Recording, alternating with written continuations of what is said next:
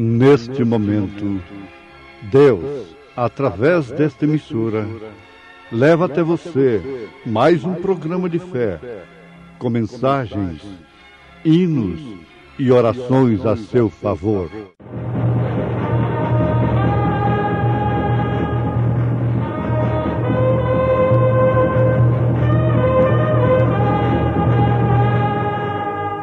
Fé para vencer.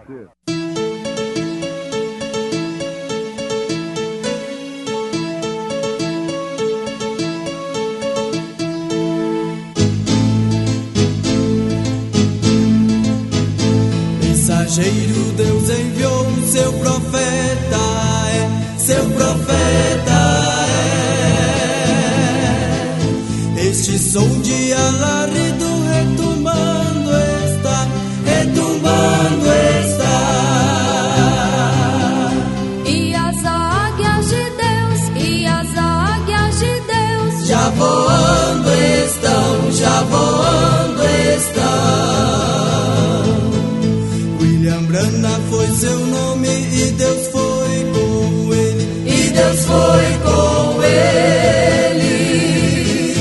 E a coluna de fogo sempre lhe seguiu, sempre lhe seguiu.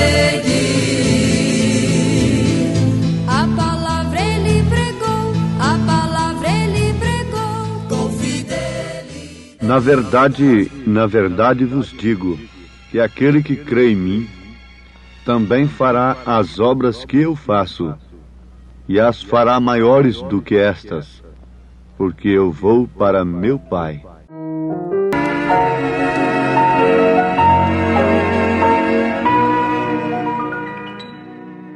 Na verdade vos digo que aquele que crê em mim também fará as obras que eu faço, e as fará maiores do que estas, porque eu vou para meu Pai. São João, capítulo 14, verso 12. São palavras de nosso Senhor Jesus Cristo, contra as quais pouco adianta o homem trabalhar, arrazoar. São palavras que permanecem para sempre, ainda que passem os céus e a terra. A palavra de Jesus permanecerá para sempre. O melhor que nós fazemos é aderirmos com fé genuína, simples, ao que Deus diz. Porque não passaríamos de incrédulos se duvidássemos da exatidão de toda a palavra de Deus. E quando nós procuramos arrazoar, o que significa prosseguir sem autorização, então nos tornamos um intérprete das Escrituras e não passamos por fim de incrédulos e fabricantes de incrédulos. Porque toda palavra divinamente inspirada, esta sim é pronta para corrigir, para redarguir, para exortar, promovendo o verdadeiro resultado para o qual ela foi enviada. E esta, sendo a palavra de Deus, não volta vazia. Ela realiza o propósito de Deus na vida do homem e da mulher. Então, ouvintes, estamos sendo desafiados a crermos na exatidão total da palavra de Deus, sem nenhuma interpretação humana. Recebermos a Deus como Ele vem para nós. Vocês sabem perfeitamente de como Deus veio ao mundo no seu Filho. E eles não receberam a Deus. Por quê? Porque Deus não veio da maneira que eles pensavam. Se eles tivessem um coração aberto para receberem a Deus, como Deus vem, como Deus veio, como Deus se manifestou, então tudo teria sido ao contrário. Jesus teria sido recebido, mesmo nascendo de um pobre casal ali, numa manjedoura, tão simples, tão humilde, eles teriam recebido. Por quê? A exatidão da palavra era justamente aquilo. Não resta dúvida. Agora, ele seria forte na verdade, de acordo com as profecias, mas não de acordo com os pensamentos humanos, não de acordo com a maneira humana, não de acordo com a tradição. Ele também viria sobre um asno, ele seria homem de trabalho, ele seria homem de dores, ele seria provado em tudo, e eles conheciam estas escrituras. O importante é isto. Como nós conhecemos a Bíblia hoje, praticamente de cor, como muitos conhecem hoje. Mas não há de se admirar que os grandes eruditos do dia em que Deus se manifestou na manjedoura, apesar de profundo conhecedores das Escrituras, não puderam receber a Deus por causa da maneira que Deus se manifestou. O que não é de se admirar que também os eruditos do presente século e dos séculos passados não tenham reconhecido a Deus da maneira simples que Ele tem se manifestado. Sempre Deus se manifesta em simplicidade. Ele está escondido e revelado em simplicidade. Por isso Ele próprio levantou os olhos aos céus e deu graças ao Pai, dizendo: graças te dou, ó Pai, Senhor dos céus e da terra, porque escondeste estas coisas aos sábios entendidos e as revelaste aos pequeninos. Esta foi uma oração de gratidão do próprio Jesus Cristo, porque Deus estava escondido e manifestado em simplicidade. Agora Ele é o mesmo ontem, hoje e eternamente. Arrazoar isto é prosseguir sem autorização, é se perder na encruzilhada, justamente onde deveria ter o assim diz o Senhor, a seta orientadora de Deus, o dedo indicador de Deus. Naquele dia havia um dedo indicador, havia uma seta indicando, mas essa seta também era tão simples. Esse dedo indicador também era tão simples. Veio do deserto, e naqueles dias a palavra do Senhor veio a João no deserto. E lá estava aquele homem tão simples, tão humilde, mas com um dedo indicador, dizendo: eis o Cordeiro de Deus, que tira o pecado do mundo. Mas apontando para quem? Para um grande homem, de uma grande posição intelectual, social, religiosa? Não, apontando para o Nazareno, para o Galileu. Vocês não podem ver estas coisas, meus irmãos? Vocês não podem ver e acordarem e se despertar em tempo, nos dias em que todo mundo está buscando a Deus, mas através de grandes coisas, através de grandes campanhas, através de grandes talentos,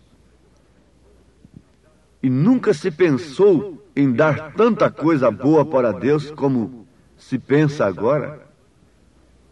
Nunca se pensou em construir tanta coisa cara, tanta coisa preciosa, materialmente falando, para oferecerem a Deus como se pensa agora. Vamos nos esquecer do culto de Caim? Não. O culto de Caim era muito mais caro do que o de Abel. Era muito mais bonito, era muito mais precioso aos olhos dos homens. Mas, no entanto, foi um culto aborrecido por Deus, rejeitado por Deus. Ao passo que o culto de Abel era horrendo, era um cordeirinho trêmulo, morrendo, sangrando, e aquilo combinava perfeitamente com o plano de Deus. Agora veja, vamos dar por apercebidos nesse instante. Não sabemos com que angústia Paulo escreveu aos Efésios, clamando: desperta tu que dormes, levanta-te dentre os mortos. Até quando ficareis dormentes, vendo estas coisas diante dos vossos olhos? Se Deus um dia se manifestou em simplicidade, Ele somente se manifesta em simplicidade. Agora, para reconhecer Deus no seu devido tempo, a sua mensagem no seu devido tempo, é necessário que recebamos o Espírito Santo. É necessário que tenhamos o Espírito de Deus, porque somente aquele que tem o Espírito de Deus reconhece as coisas de Deus. Meus irmãos, o rapto será uma coisa tão sigilosa, tão simples, que se não tiver o sinal, ninguém perceberá. O sinal é o Espírito Santo. O rapto se trata do arrebatamento. Nós falamos rapto porque será escondido do mundo. É como a noiva que está sendo tirada por um noivo, escondida de seus pais. Assim também a noiva de Cristo está sendo tirada pelo noivo, que é o próprio Cristo, escondida do mundo, escondida dos credos, das organizações religiosas, ainda que elas sejam boas. Mas vamos nos lembrar que Rebeca recebeu os dons e teve de deixar a casa de seus pais, por melhores que eles fossem. Ela gostava naturalmente, ela amava os seus pais, ela amava os seus irmãos, mas ela teve de deixar a casa do pai para ir ao encontro do noivo. E é isto que está acontecendo. Tudo aquilo é uma sombra para nós, disse São Paulo. Tudo isso ficou escrito para aviso nosso. Nós estamos na hora em que temos de saber se temos ou não o Espírito Santo. Você pode dizer, mas eu tenho falado em línguas. Olha, isto é um engano do inimigo. Você não se baseie nisto. Você pode falar línguas e não ter o Espírito Santo, porque língua é simplesmente um dom. Inclusive Satanás pode personificar todos os dons. Mas ter o Espírito Santo é o próprio Espírito Santo em você, não simplesmente um dom, mas sim o próprio Espírito Santo. É Deus caminhando em dois pés, é Cristo em você, falando como Cristo, olhando como Cristo, fazendo as mesmas obras de Cristo, lá no seu posto do dever, como esposa, como mãe, como pai, como um membro simples do corpo, como um diácono, como um evangelista, como um pastor, como um enviado, é fazendo as mesmas obras de Cristo. O olho enxergando, a mente pensando, os ouvidos ouvindo, as mãos apalpando, os pés sustentando, o corpo para esse corpo andar, mas cada um no seu posto do dever, cada um no seu lugar. E quem pode fazer isto? Somente o Espírito Santo. Mais ninguém. E o Espírito Santo nos dá uma fé genuína na palavra de Deus. Somente o próprio Deus pode fazer as obras de Cristo através de nós, porque as obras que Cristo fez, que Jesus fez, não foi ele como homem. mas sim o Pai que estava nele, porque ele disse: o Pai que está em mim é quem faz as obras. São João 14, versículo 10. Isso mostra que o Pai não estava distintamente do Filho. Isso mostra que a unidade entre o Filho e o Pai é uma unidade simples, não a unidade como do casal, como de você e de sua esposa. Você não pode falar: quem vê a mim vê minha esposa. No entanto, Jesus disse: quem vê a mim vê o Pai. Isso mostra que o Pai estava nele, fazendo as obras. Ora, se o Pai estava nele fazendo as obras, e o único que podia fazer as obras era o Pai que estava nele, então é o mesmo conosco, é o mesmo com o seu corpo. Nós somos o corpo de Cristo, e o Pai tem que estar em nós, fazendo as obras. Quem é que está em nós? É o Espírito Santo. Então é o Pai que está em nós. Quem é que estava em Jesus? Quem foi que desceu lá no batismo no Rio Jordão sobre Jesus? Foi o Espírito Santo. Sim, mas ele disse: o Pai que está em mim é quem faz as obras. De quem Maria concebeu? Foi do Espírito Santo. Então é Deus manifestando-se em ofícios. Pai, Filho e Espírito Santo. Ele tem que se manifestar também em nós. Esse Pai tem que estar em nós. Esse Pai é o Espírito Santo. Maria concebeu do Espírito Santo. E de quem a igreja misturada com o mundo tem concebido nesse dia? De quem você tem concebido sua fé em Cristo? De quem você tem concebido sua fé em Deus? Mais do que nunca você tem que estar certo de que tem concebido também do Espírito Santo. A igreja de Jesus concebe do Espírito Santo. Ele a cobre com sua sombra. A sombra do Altíssimo é aquele que habita no esconderijo do Altíssimo. Diz o salmista que habita sob a sombra do Altíssimo. A sombra do Altíssimo descansará. E concebe de Deus, a igreja fica grávida da palavra, gera o Filho dentro dela, ela dá à luz o Filho, é Cristo se manifestando através dela. Ele vai tomando forma e o mundo tem que ver que ela está ocupada com Cristo, que seu ventre, que sua vida está ocupada com Cristo. Você tem que saber disto, que como a esposa está terminantemente selada por uma só vez com o seu marido, assim também a igreja deve estar selada terminantemente com o seu esposo. Quem é esse esposo? É Cristo. Agora, ele não tem uma esposa que vive namoriscando com o mundo. Ele tem uma esposa que tem aliança, o pacto da fidelidade. Ele tem uma esposa que tem as dracmas. Se ela um dia perdeu uma dracma, ela caiu em desespero até encontrar essa dracma de volta. E tem encontrado. Quando a mensagem chegou, a luz chegou, ela encontrou a dracma perdida e ela agora está em festa, em gozo, porque o Pai está nela, o Espírito Santo está nela. Você não é mais nem menos do que um filho de Deus. As obras que eu faço, Deus está em sua igreja. Para quê? Para fazer grandes obras para o mundo ver? Não, Deus está em sua igreja para continuar suas obras. Sabemos que a morte de Jesus Cristo não pôs fim ao seu ministério. Não, por quê? Logo, como ele foi enviado pelo Pai e o Pai veio nele, também ele enviou a igreja e veio na igreja. Então a igreja está aqui para continuar o ministério de Cristo. Por esta causa ele enviou o Espírito Santo.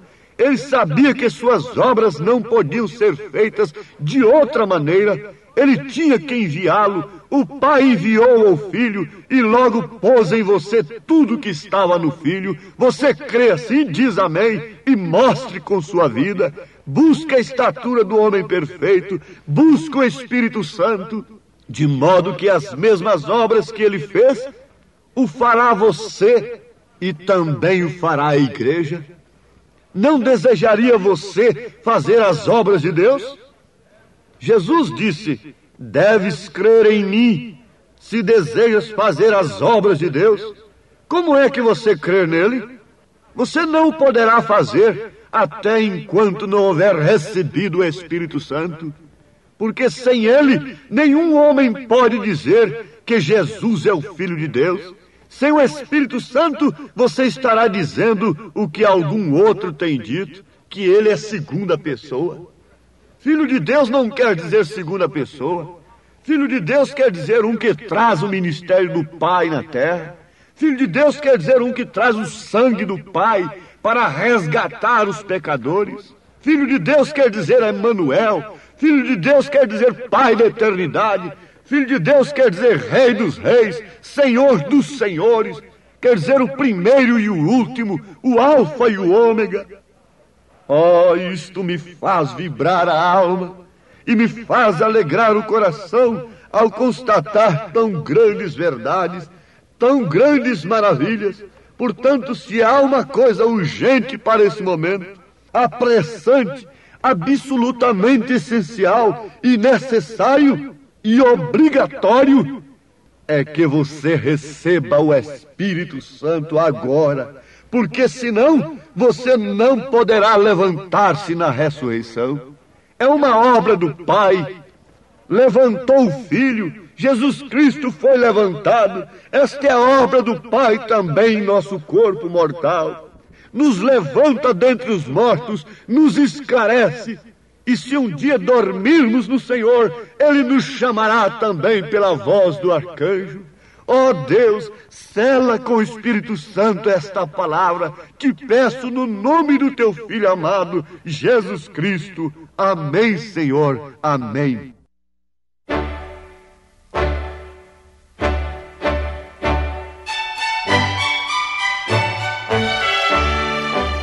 Ouvintes, escreva-nos pela caixa postal de número 15.020, 15020, CEP 74.501-970, Goiânia, Goiás.